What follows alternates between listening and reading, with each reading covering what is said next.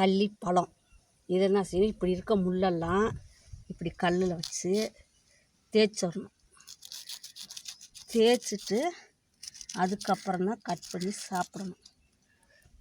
இல்லைனாக்கா முள் குத்தும், கையிலெல்லாம் குத்துச்சுன்னா பிடுங்கவே முடியாது. உரசும் நல்லா கல் வச்சு. கையை வைக்காத, ஏன் அப்படி பழன்னு ஆயிடணும். துளியோன்னு முள் இருந்தாலும் குத்துச்சு உசுறு போகிற மாதிரி வலிக்கும். இது பச்சை கள்ளிப்பழம். இனி சிகப்பாக ஆகும், அது வேற பழம் இருக்குது. நாங்களாம் சின்ன பிள்ளைலாம் ஆடு மாடு மேய்க்கும் போது இதுதான் பசிக்கு சாப்பிடுவோம். இப்போ ருசிக்கு கிடைக்க மாட்டேங்குது. தேடி பிடிச்சி காலையில் போய் பிடிங்கிட்டு வந்தேன். நாங்களாம் ஆடு மாடு மேய்க்க போகிறப்ப இது ஒரு லிப்டிக் மாதிரி போட்டுக்கிட்டு கையிலெல்லாம் மருதாணி மாதிரி போட்டுக்குவோம். நல்லா கலர் வரும் சிகப்பாக.